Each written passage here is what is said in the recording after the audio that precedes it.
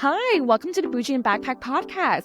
My name is Angel Trin, and I'm one of the co-founders of Bougie and Backpack. I'm also a Pennywise Traveler on Instagram, and today I'm so excited to have Eunice here today. So Eunice is one of our past speakers at our Bougie and Backpack Virtual Summit. Hi, Eunice. Hi, Angel. So happy to be here. I'm so glad you're here. Can you tell us a little bit about yourself? So I started getting serious about points and miles about 18 months ago. I didn't start from zero. I already had some cards, but I didn't really know how to optimize any of those points. I was really afraid, actually. So I joined a course, really started learning from content creators, mostly from podcasts and on Instagram. And I also started diving into buying groups, which is a strategy I really love to have in my toolkit to really maximize the earnings that I'm able to make off of my credit cards. Yeah, I first started hearing about buying groups when I went to Chicago seminars. So like the conference in Chicago, it's usually like every September or October of each year. Yeah, I would love to join one of those in the future. It just didn't work out with my schedule this year. With buying groups specifically, there isn't a lot of information out there on the internet. Like there are some articles, they might list a handful of buying groups, but sometimes I've noticed the author hasn't used all of those. They've just heard that they exist. So in my course, I only include buying groups that I've used before. I tell you which ones to avoid, which ones I personally don't use anymore because of issues I face. So I do think buying a course is like a big time savings.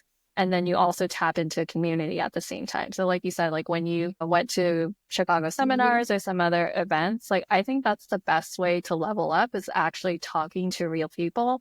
And that's something I've been trying to do more this year, like going to meetups. I've actually made some good friends right here in the city I live in by going to a meetup. Oh, that's great. Yeah, like Chicago seminars is really good for that, where you actually meet people who actually done like different deals or different point stuff, like, you know, because you don't really hear about the blogs as much. It's kind of like through like a more closed wall in that sense, because some of the stuff is like really like sensitive, you know. It might work in your area but might not work somewhere else, you know, so it just really varies and everything. So I do think like investing either a resource, whether it be like a virtual summit or like a course or going to a conference, those really help you up level your knowledge and stuff. And on the surface, you're like, well, I don't want to pay $200 or $300. But then like you think about that, like after going to the conference or buying the course, you save more than $300. Like, you know, like it's like you had to think about the return on investment because you wouldn't be the same place where you are now. But that makes a lot of sense. And also we have like a virtual summit for Bougie and Backpack every quarter. So we usually have one every 2 to 3 months in the year. So if you're interested about learning more about different travel topics, we have a wide range. So Eunice spoke about buying groups in the previous virtual summit, but we've also people that talk about points and miles. They'll also talk about solo traveling, finding a remote work, different side hustles. So we have a wide range of different travel topics at our virtual travel summits. If you missed out on any of them, you can also grab the replays in the show notes. I love that your summit has such a range of speakers. Like it's not just points and miles. It's also just about traveling in general, different styles of traveling. Because like obviously I'm really into points and miles, but my friends are either slowly getting there or totally not interested. So it's interesting to hear how different people like to travel and what they prioritize. Yeah, we try to make it very comprehensive just because one person cannot just do points and miles exclusively. Like that, let's just be real here. Like not one person can just do strictly that just to pay off all their travels. They might need a side hustle, right? They might need to have a remote job, like how to find a remote job, because then if they want to maintain that, like traveling all the time, but they don't want a 2-week like travel notice like that most jobs have, they want to find a remote job. So that's why we had to also have different remote job topics of how to find one, what was it like working remotely, how to be a digital nomad, how some people did some brand deals. We had a wide range of different ways of how to make money online and how to like still do that while traveling. So that's what we kind of covered in our virtual summits and stuff, because we didn't want to focus on just one main thing, because we know that, let's be real here, like you can't just like it's like relying only on your bank account to pay for your travel. Like think about that, like every single paycheck you set aside money, which is fine, like for a savings account. But think about this. If you're doing points and miles and that savings account and that side hustle, you're going to travel so much faster than just having a savings account devoted to traveling. Let's just be real here. The math is not mathing when you just depend on only one thing. You have to have a wide range of different things to get you there faster as well. And think about it. If you have like all those different things combined, it's a different travel experience. So when I first started traveling, like I just stayed in hostels all the time because all I knew was like in college, like I have college scholarships. I can just use that to save money for travel because I didn't have like the credit score yet because I was still a college student. I didn't have like the income to back it up to get like a travel credit card yet. I remember getting rejected to one of the travel credit cards and I was so devastated. I forgot which one it was. I think it might have been American Airlines. I forgot. It was either American Airlines or some other travel credit card I got rejected to in college because I didn't have like the income to back up. And they're like, sorry, you don't qualify. And then I was like, okay, fine. I'm just gonna get one of the other credit cards. I think it was like the Capital One Student Journey one where it had like no like it had like low bar where it just had no foreign transaction fees, but that was good enough because I got rejected to the travel credit card that I actually wanted to get more points and miles, but it was fine. But you're gonna get there so much faster if you have all these different resources paired together versus just one resource.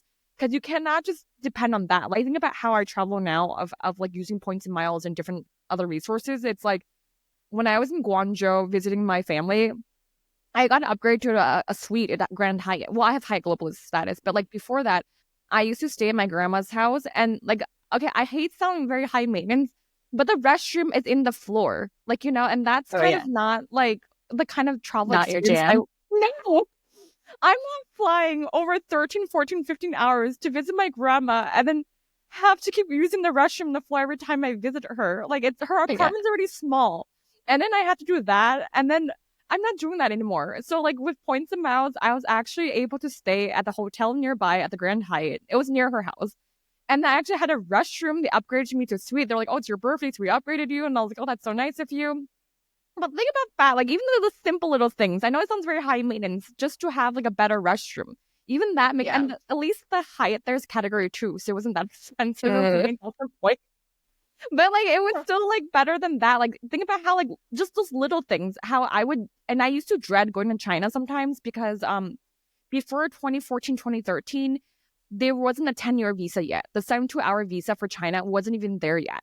But then after that, it transformed how I traveled, like using points and miles and different strategies where like now I don't have to like have that kind of lifestyle, like staying in my grandma's house with like, going to the restroom in the ground and stuff, I mean, she does that. That's fine. But I don't have to do that on a daily basis, I mean, I love that. It's like a financial stack, right? Stacking points and miles with if you're working on financial independence or just like building up your net worth and then also stacking with other strategies in this hobby, like that really sets you up to be able to travel more or to be able to travel differently than before. So you mentioned like staying in hostels. I've done that too. I actually still do that sometimes now. Because sometimes I travel with friends who are staying in hostels, or I just have like one night I'm like barely staying there a few hours. I prefer to just like shell out, I don't know, $30 for a hostel or somewhere to stay and then like go off to my plane the next day. But it's interesting to think about like what I thought of as budget travel before, which was like paying $50 for a hostel. I don't know, taking a train that maybe takes 6 or 7 hours versus now I pay less or I pay nothing for my free room at Hyatt. And then I'm paying probably less for a business class flight than I was for that train in the past. So it's like a different mindset to be able to travel this way. Yeah, for sure. So I know that you talked about buying groups during your presentation. Do you want to just give a quick overview about what a buying group is? Sure. So I think of buying groups as reimbursable spend. So the easiest way to think about reimbursable spend is like apply it to your life. So imagine you and I and like 3 other people go out to a group dinner. At the end of the dinner, I pull out my credit card and I pay for the entire dinner. And then each person Venmos me back. I'm sure everyone has experienced that. That is a type of reimbursable spend. I'm putting my card down and then everyone is paying me back. I get the points on my credit card. Buying groups are like a version of that, but with strangers, which I know sounds really weird. So what happens there are the buying groups will issue deals.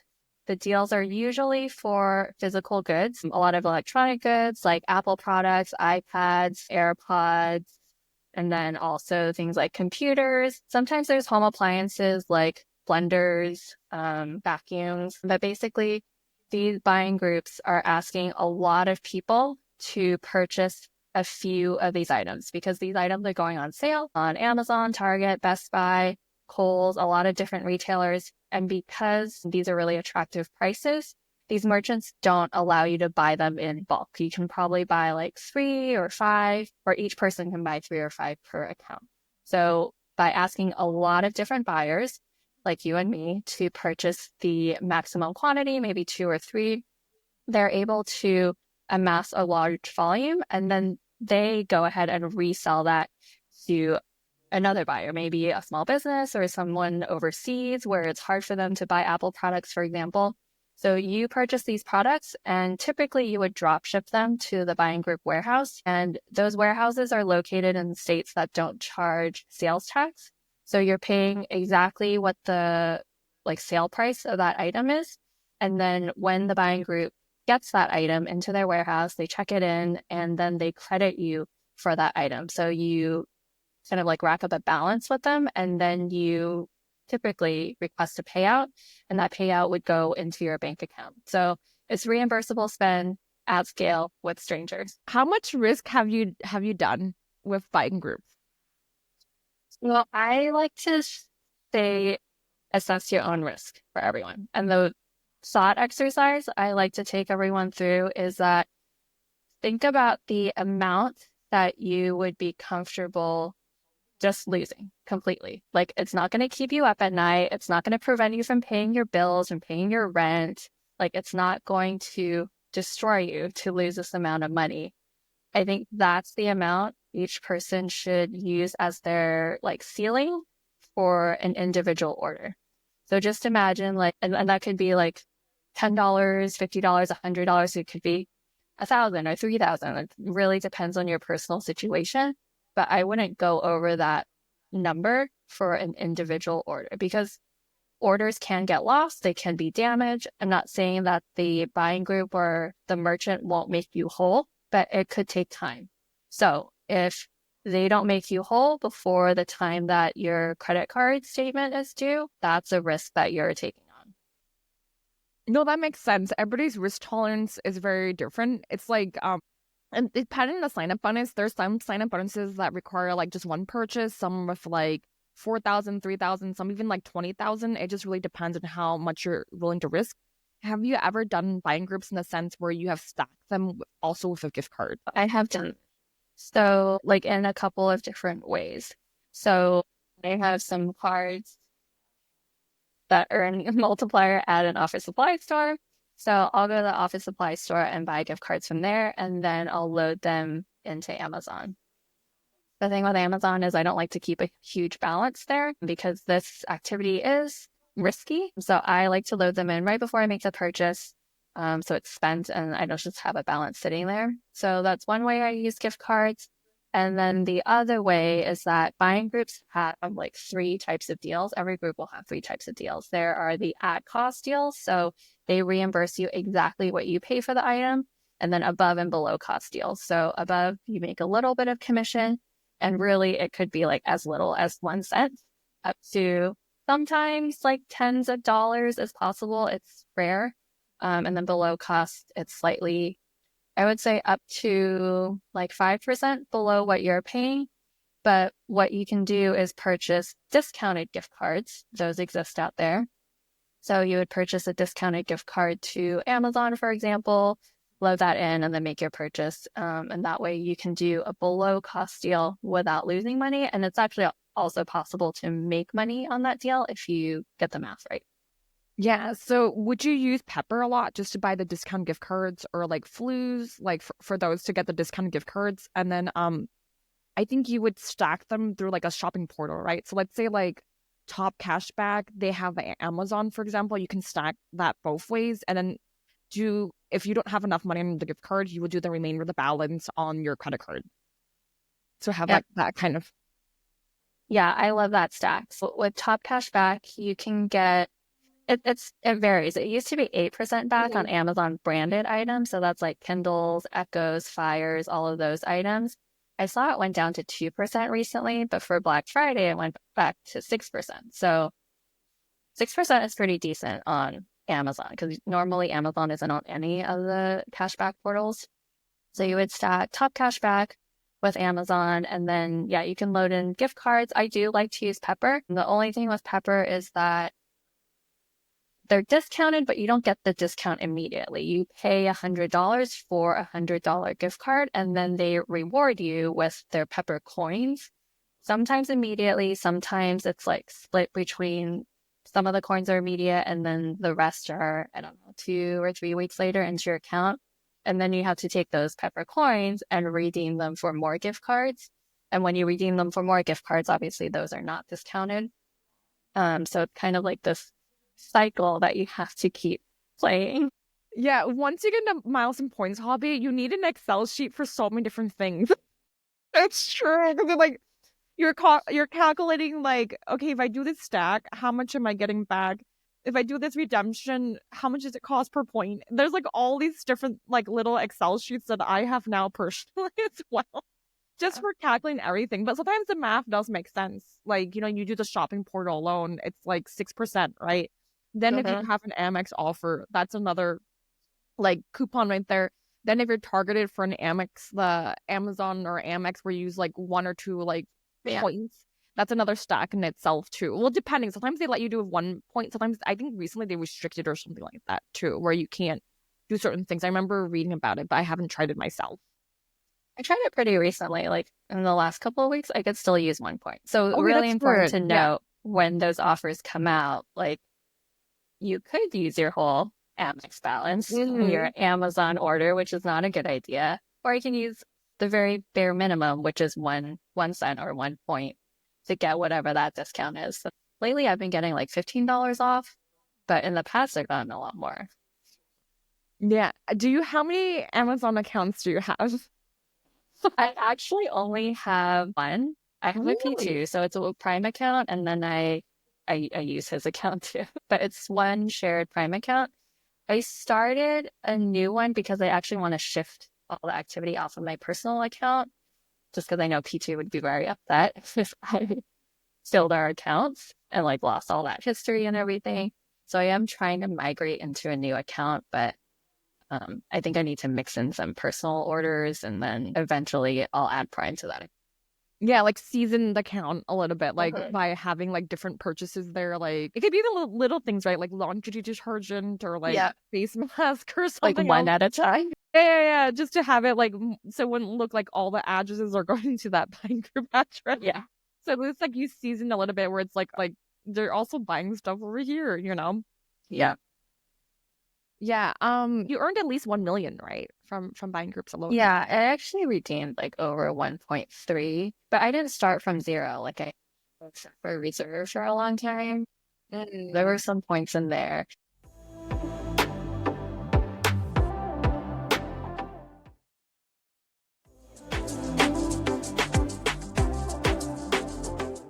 Talk about a recent redemption you did just from using the buying groups. So I've been able to rack up a lot of Amex points through my buying group activity. That's also a stack because I use Rakuten. Sometimes there are really elevated offers like around Friday. I think May is also another time where some of the merchants will be 15 or 20% back, which if you turn on your Rakuten to earn membership rewards points instead of cash back, you can think of that number as the number of points you would earn per dollar. So 20% back is 20 points per dollar on that spend. So between that and actually using Amex cards on those transactions, specifically at like electronic stores, I've been able to earn a lot of Amex miles, which I really like for flights. So a couple of trips I took to Europe just this past summer. One was to meet my friend who was backpacking around Europe. I was able to meet her I went to Austria. So I flew from JFK over to Munich and then Vienna. So I flew that on Lufthansa business class. And then on the way home, Copenhagen to Warsaw on Lot Polish, and back over to Miami. That's one of the routes that flies to Miami, which is my home airport, is that Lot Polish flight, which I know it's like not a popular redemption, but I actually really enjoyed it because they don't have the restricted footwell. So it's like very wide and spacious. I think it's actually pretty comfortable and the food is pretty good. And so I've actually flown a lot of business class products this year because of all these points I've been able to amass from Amex and through the buying group activity. How much time would you say you spend doing the buying group stuff each week? Too much. What is too Yeah. much? Like 2 hours, 5 hours? What is too much? I mean, it depends on the week. I'm actually trying to scale back because I feel like I don't need to spend so much time on it. Like I have all the notifications on, which can be distracting, right? Like we all have notifications on our phones. I don't feel like I need to have those all on because sometimes I get bored and I just go on the sites and look for deals, but that's actually not the best way to take action on buying groups. It's really best to action a deal when it comes through because way the deal likely is not stale, meaning the price on the merchant site probably still matches what the buying group is advertising. So that means the math still works. If you're just randomly on the site and say it's like a really quiet time, so I'm going to guess like after Christmas, for example, there probably aren't going to be a lot of deals. If you're just scrolling on the site and clicking on the different deals, they're probably all going to be stale and none of the math is going to work out. So I think strategically, it makes more sense to look for the specific deals that I find are high value. So for me, that's being able to spend a high dollar amount in a low number of transactions. I understand that might not fit the risk tolerance profile for everyone. Some people prefer to order things that are like under $50 and they won't make new orders until they've been paid for those orders. So that's one way to go about it. It'll take you a lot longer to reach a large amount of spend, but you're really minimizing your risk there. So my strategy going forward is to set alerts for the specific deals that I'm interested in and only action those versus spending a lot of time every day reacting to the different notifications. That makes sense because I know that a lot of the buying group websites, they make it very easy for you to get notified too. Whether it be like Telegram or WhatsApp or I think sometimes they email you too if you set an alert too, right? Yeah, all of those. WhatsApp, Discord. Yeah, that makes a lot of sense. So for you, I guess it's like you focus more on the high volume time frame, right? So the high volume time frame might be like right before Amazon Prime deal. So that's usually around May, June, I think, and then Black Friday around November. So like those are the hot 3 months for your buying group activity then, right? Yeah, so my strategy next year is going to be more focused around those events. So Prime Day, which I think there were 3 this year. I know, right? Because I remember when Prime Day was first happened like a few years ago, it was only like June or July. And now all of a Yeah. sudden there's like Prime Deal all like a few months. I'm Yeah. like, is there like once a quarter or what's going on? It seems like it. Yeah. So Yeah. all of those Prime Days plus Black Friday. So Black Friday is like the Super Bowl.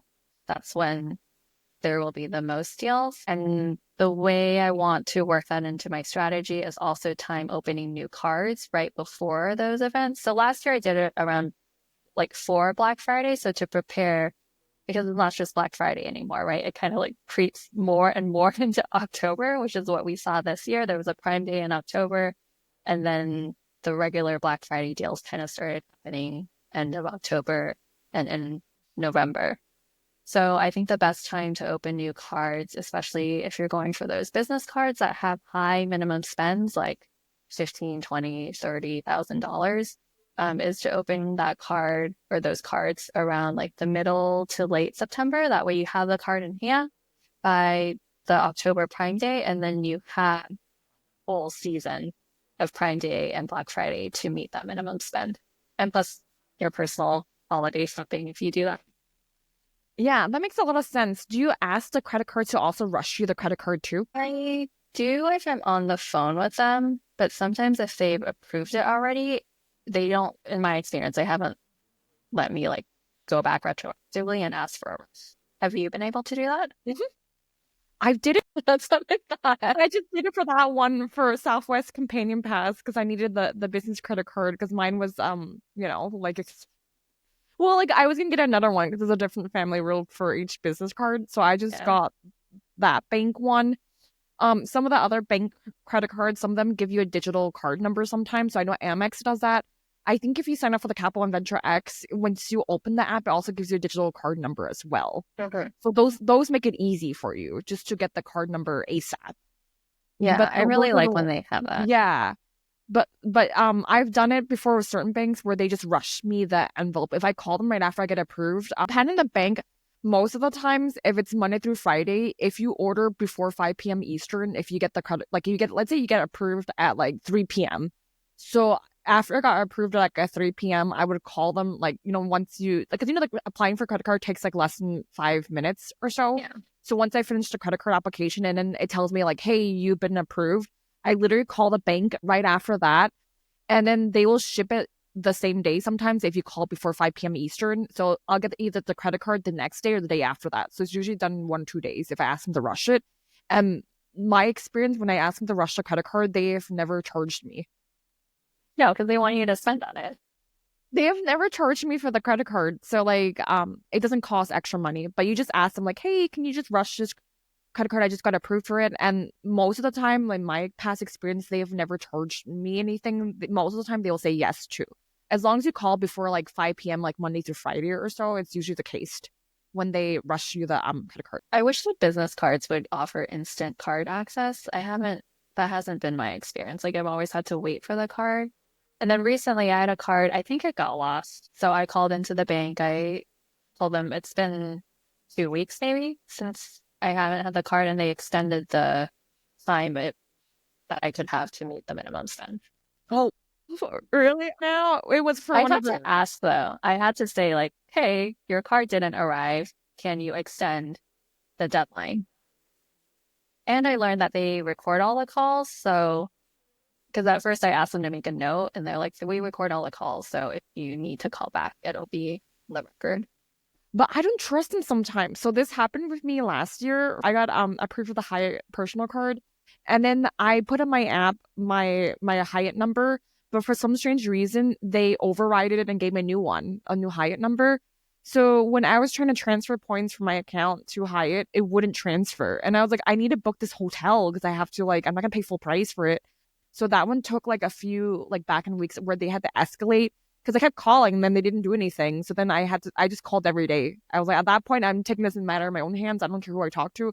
I'm going to write to you on the app and I'm going to call you both ways until you fix this. So, Was it Hyatt or the bank?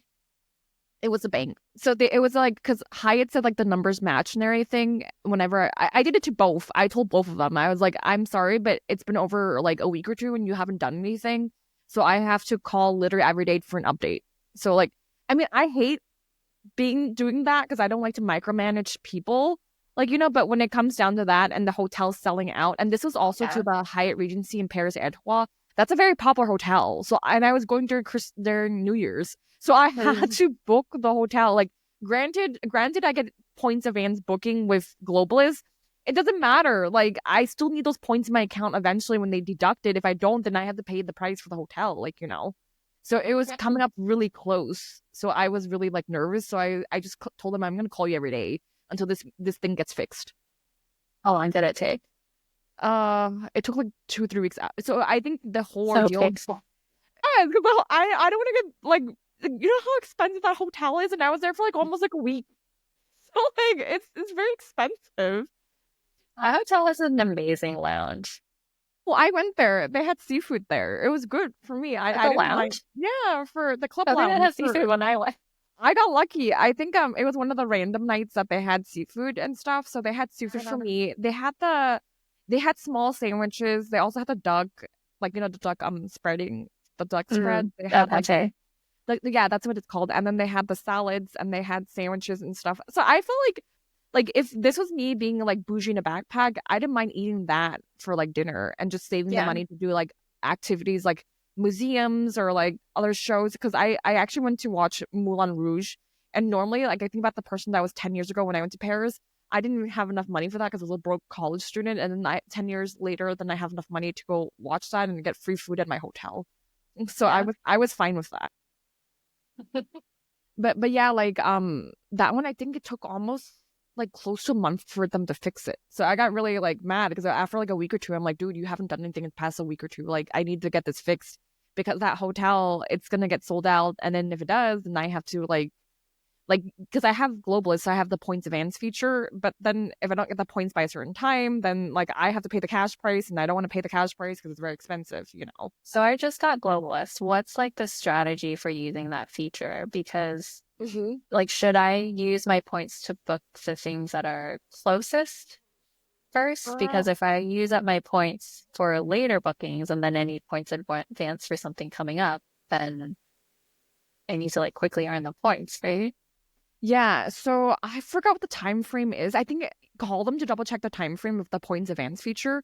But I would say if you have a trip like you're speculative about, it's good for that because then you don't need to have the points in your account by then, and then you can always cancel it, right? So like you can Yeah. always cancel it. So like you can like especially when Hyatt they changed the word chart. Usually it's around like February, March, I think, when they changed the word chart for the categories. I Yeah. would do it around that time frame and pay attention. Like is this one going higher or lower? Because sometimes they go lower. So like I noticed that the Hyatt Place Kyoto, I think it's a category 2 now actually. It used to be category 3. And then like other places like where they've increased. So when I was in Secrets Tulum, it went up 2. So it went from like B to D. So it was like really it was way more expensive to stay there now. So when Snitcher and I booked it, we did a points advance booking where we each like had Hyatt because we both had globalists. We had them book it in advance for us for that one. Is there any limit to how many I don't nights know. or trips? I have never tested it for the limit though. But it's good to explore, right? But I think if you're really Yeah. speculative because you really want to get that business class seat, I would do Right. individual bookings. You know how like you could book Yeah. I feel like I know I want to stay here. I'll just book every week that I can go. I would do speculative like, oh, I have a date on like I mean, when you find business class, mine are mostly I would say they're not usually Saturday or Sundays like the hardest to find business class, but usually mine. So when I went to Korea, I left on Friday and I came back on a Monday for the business class seat. So like Like a weekend or so I left on a Friday to fly like well I had to stay overnight in Dallas, but like my flight was on Saturday the next morning. But most of my business class redemptions they haven't been on Saturday or Sunday. They've been mostly on like weekdays. So if you're speculative, I think if you could book like multiple like during the like you get me like book like instead of like booking Monday through Friday, book like Monday, Tuesday, Wednesday, Thursday, like individual booking. can you adjust it later? You could once you get to the hotel, you can ask them to combine them. That's what I've done at for Hyatt. Or you just book one night Yeah, speculative. Okay. yeah. So when I was in Paris for Hyatt Regency Paris Etoile, I booked it individually for some days because some days I found the club room and then some days I found only the twin room. But I want the twin room because I don't have to pay extra for the club room price. Right? Like I have it for free. Why am I paying extra? So I booked all the days I had the twin room and stuff, and then the other ones I just speculative like, hey, can you just book this one? And then once I get the room I want, like, but it didn't open up for the regular twin room, so I ended up paying a little bit more for the club room. But whatever, it's fine. It was only for a few days I had to do that, but it was annoying because I get it for free. So like, why am I paying extra when I don't have to? So when I was at Chicago seminars with buying groups, you do meet people that have gone like Hyatt Globalists. They have gotten like American Airlines Executive Platinum just from using buying groups, where they're all their spent. I consider that strategy for globalists this year, kind of just like calculating where my organic stays would be and then seeing how much it would cost to reach globalists through spend because I have the business card.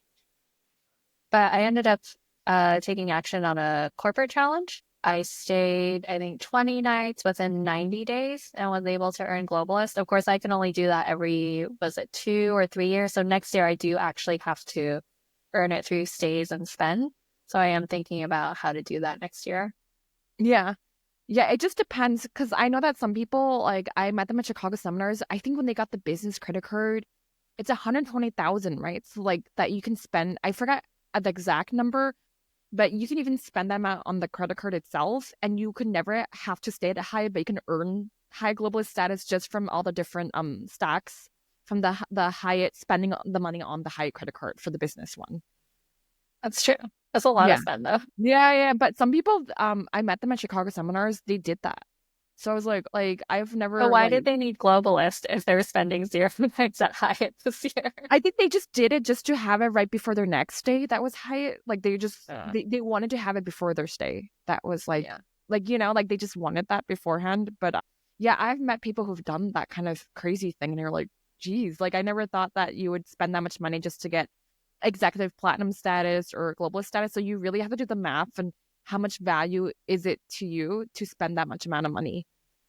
Right. How much free breakfast can you eat? Well, I'm more about the suite upgrades. It's the suite upgrades for me. I think that's why, and the points events feature. It's for those. Those Yeah. are the two things. It is for me. It's the suite upgrades and the points events feature. Like I think that's why I want. And it's just a customer service. It's so much better when you have globalists. Mm. I have Marriott Platinum status, and like the globalist like is so much better customer service than Marriott Platinum for. I mean, of course, Marriott Platinum's not the highest one. It's Ambassador that's the highest, but like Yeah. but I feel like Marriott, just in general, even when I'm a regular Hyatt person who didn't have globalist before, I feel like at Hyatt they still treat you better than Marriott, though. Well, I at least, haven't had a great suite upgrade yet. So but you I'm barely waiting on got it. that. Let You me know, right? Like like when a you few have months. to I like, only had like a couple trips and I did a lot of SLH hotels in Greece. yeah. Oh well, you got lucky before you switched to Hilton, so you got those booked before. I know I wanted to do Yeah. that too, but I didn't have any Greece plans. Like well, it's just hard because there's so many places to go and so little Yeah. time, and like you follow the deal, and it's just hard when there's so many different places to choose from and everything to like choose which one you want to like go and stuff. What would you say is your general flow when you do buying group stuff? So like you have like an organized Excel sheet. Like how did you organize that Excel sheet? Yeah. So my general workflow is I'll probably get a notification for a deal I'm interested in, usually at cost. And so then I'll go into the buying group. I'll click through to the merchant. So you click through from the like deal card on the buying group's website, confirm that the price is the same. And then I go back to the buying group, commit. And so all the buying groups require commitments now. So you're basically saying that, like, you're telling them the number of that item that you're going to purchase. And on their side, they're committing to reimburse you for the price that's on their deal. So I make the commitment, I purchase the item, I'm drop shipping it to their warehouse. So putting in their buying group's address, and I check out like normal. And once I do that, I go ahead and put that into my Excel tracker. So in my tracker, I keep track of the date, which buying group it's for, which merchant I purchased from. So usually it's Amazon. Since I have my account and my P2's account, I indicate which account I purchased with. I put the order number and then like the name of the item. So I just copy the item name from Amazon and I paste that in. I put in the number of units that I've ordered, what the price was. If I am paying tax, so there are certain situations where I ship the item to my home instead because the math does work out. So in my spreadsheet, I have that pre-calculated with my state sales tax in it. And then I also make sure to put in what the commitment price was. And that's really important because if there's ever a price dispute, I can really easily go back and say, I committed at this price on this date, and I don't have to like go hunt in their site for it. Also, it's like keeping my own records, not relying on them. So that makes it really easy. And then once I get the tracking number, I also put it in the spreadsheet because you have to give the tracking number to the buying group. And finally, when they check the item in, I put in the amount that they are reimbursing me and just make sure it matches what I'm expecting. For the Excel sheet, do you have do you have a freebie? Like, yeah. So if you want to grab a copy of Eunice's tracking sheet for the buying groups to get started, we do have a link in the show notes. Have you ever overcommitted and undercommitted before for the buying groups? Definitely have overcommitted, as in like didn't purchase the amount that I said that I would because orders get canceled. I do try to be good about going back immediately and lowering my commitment if that's the case. I know I'm not 100% about doing that. And I know they get mad if you do that too much. So I try to go back and tell them because you're taking up space for someone else if you're committing something and you're not actually sending it in. And then the other way around, I think I've made that mistake maybe once or twice. But usually the buying group will work with you to accept that item. And if they don't accept it, that's fine too. Like you can just start a return. But of course, then you have to wait for the item to go back to the warehouse. And the whole shipping with Amazon is they're really quick to ship things out. They're a little slower to ship things back. So you kind of just have to pay attention and make sure you're tracking it all the way through and getting your refund. That makes a lot of sense. Yeah, just because do they penalize you if you overcommit? I think some of them have an algorithm. I've never gotten a notice that I've been too bad. I'm sure it happens all the time because people like get in a frenzy and are like, commit, commit, commit. I'm going to buy all these things. And then things get canceled. And they just don't go back and change it. I think it's only an issue if you're really egregious about it. And then some groups for certain items that I don't know, maybe they really want them, they'll email directly to confirm your commitment to say like, how many did you actually end up buying? Did any of your orders get canceled? That makes sense. And then when you use these different accounts, do you go on a different VPN for each one?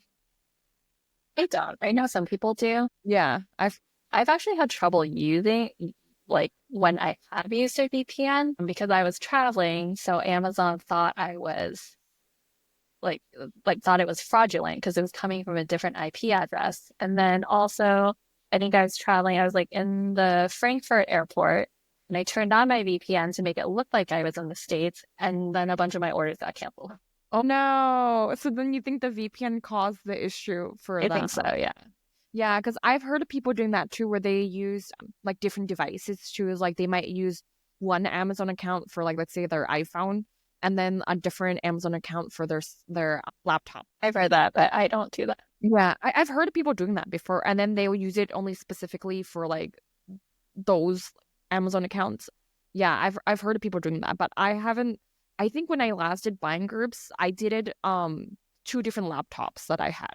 I had like before my MacBook Air, I had a MacBook Pro like from college, and I just used that one for some orders, and then the other one. So I knew that old laptop was for that Amazon account, and the other one was for the other Amazon account. I just made things simple for myself. So What I do yeah. is use different browsers. So my account and my P2's account, I open them in different browsers, and Oh, that that's makes how I sense. keep Yeah. track. Yeah.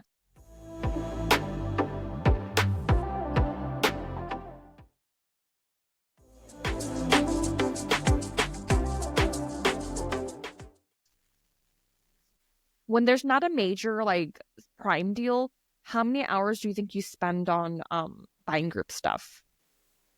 It could be really little. It could be as little as like 1 hour total throughout the whole week as like passive. Maybe I like do, because how long does it take to check out of Amazon? You like add the item to your cart. It's like a 3 clicks and you have all the addresses saved into your address book. So it's not very time consuming.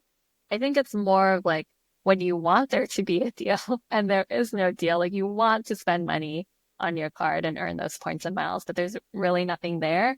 That's where I think time gets wasted. Or if you're trying to figure out the math for those below cost deals, then you have more moving parts, right? Like first you have to like secure a discounted gift card, load that gift card in, check out, or like check the math before you do all that. It's when it can take more time.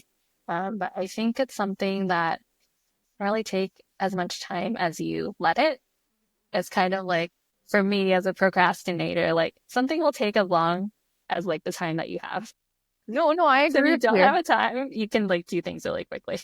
Yeah, I think it depends on how much time you want to devote to this because you don't have to use Pepper. You don't have to use a gift card. You can just buy everything from a credit card. But just keep in mind that you might not be earning as much points as other credit cards just because you don't have those deals. But you also have to factor in like time and like, the time. Like if it's faster for you to just complete a deal where you don't use a gift card because you don't have time to go to a grocery store or wherever to buy the gift card or like the online app because you don't want to calculate how much you're getting back with the discounted credit card, you can just use your credit card to buy it. Like it just depends on how much time you want to invest in that specific deal. So if you're like working on a sign-up bonus, that's perfect, right? Because you want to use the card directly with the merchant and it just keeps things easy. Yeah. I think that's an easy way. But if you're going to ongoing spend, like so like you know how like City Premier, for example, you get 3x on groceries. So that when, let's say like you don't have time to go to like Whole Foods to go buy a or like Ralph's to buy like an Amazon gift card, you can just buy it straight from the gift card. I mean, from the credit card itself. It might only earn you 1x, but like think about the time. Like you don't have time for the grocery store, but you still had time to make that deal. So at least you got some points versus no points for that credit card. Yeah, totally. You should value your time. So yeah, like physically going there, but I also think gift cards are really annoying to manage, like because gift cards don't come in high denominations. Like typically they're $200. Like Amazon ones you can buy up to like $500, but then you have this box of gift cards and you have to make sure they're all drained. Because I get really paranoid about like throwing out a gift card and there's money left on it. So you're like typing in these gift cards, you're managing them. It can be annoying. Yeah, I think the scariest thing that happened to me was when I used an Amazon gift card and then the order, it got damaged. And then I was like, what? She's like, I have to find this gift card just in case something happens to this order. And it was like, it was not my Amazon account that I was using. And I got scared from that happening too. So that was a scary time when I used the buying group too. But it's all these different things that you have to take into consideration too, like how much risk you want to have, was that worth the time that you have spent doing? That's a really good point. Like the risky part of it, like sure, it doesn't take a lot of time to check out of an Amazon cart, but when an issue does arise, it can take a lot of time to resolve. So if there's a price dispute, you have to enter that price dispute and make sure it's resolved. If there's like I've had items that had to get sent back to Amazon, they received it, but then like a month later, I still hadn't gotten my refund. So yeah, I had to like keep chatting them, keep calling them. And like in the chat, they would say, wait 3 days, wait 7 business days. And then like I would immediately chat them again. They're like, no, it's coming. I'm like, you already said that.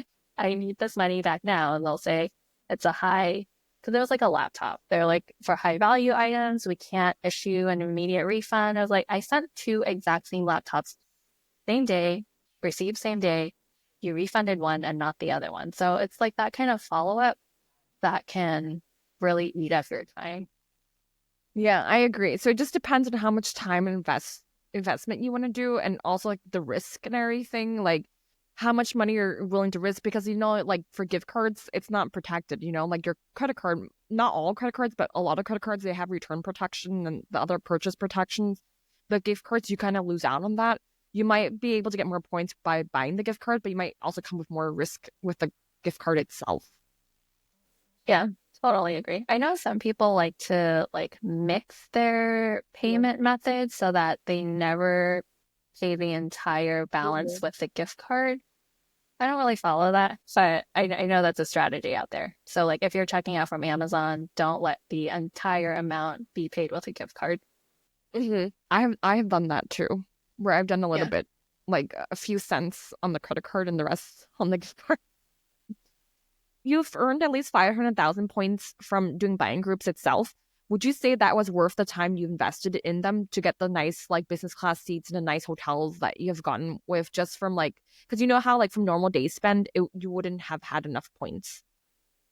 Absolutely, 1,000%. There's no way I would have flown products like Delta One or Air France, both of which had a door when I flew them. So it's like a private mini suite. And this was my first year ever experiencing business class. And all of my like 6 international trips this year, I was able to fly business class round trip. So these are experiences that there's no way I would have had without points and miles and without the buying group strategy. Yeah, and it's kind of like its own like little side hustle in itself. Like the buying groups, you can think of it, it's kind of like its own little side hustle, because you might be able to make money from the cashback like deals, like from the shopping portal or the Amex offers or other credit card offers. And then like some of them, they are money makers depending on the deal that you do. So it's a little side hustle in itself. And it's a side hustle that you can open business credit cards for, which have higher sign-up bonuses. Yeah, it's its own, because you're technically reselling back to the buying. You are. Yeah, that's what I put as my like business category. Yeah, you're technically reselling. So for people who are interested about business credit cards, we do have the Bougie and Backpack Virtual Summit replays in the show notes, so you can get access to that.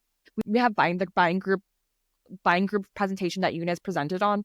We also have different presentations where people went over business credit cards of how to fill out the form for business credit cards. So you can find that in the show notes for the replays. No, do you have any like last minute tips you would tell to someone for about buying groups? I would say, I know it seems scary because you're sending packages, paying for packages that you're sending to strangers and then expecting them to reimburse you.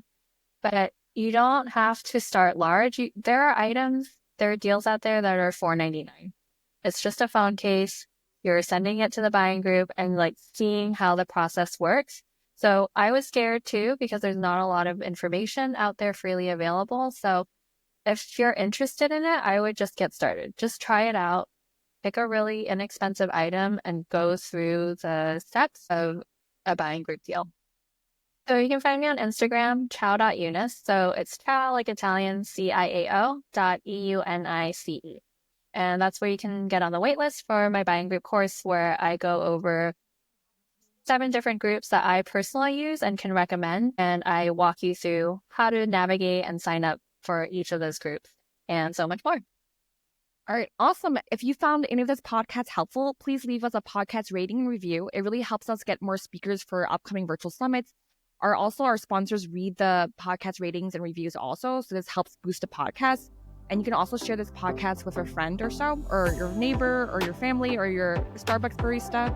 So the next Bougie and Backpack Virtual Summit we have slated for Friday, January 10th to January 12th, 2025. So make sure you stay tuned for that. And we do have links in the show notes if you want to register for the next upcoming virtual summit. All right, thank you so much.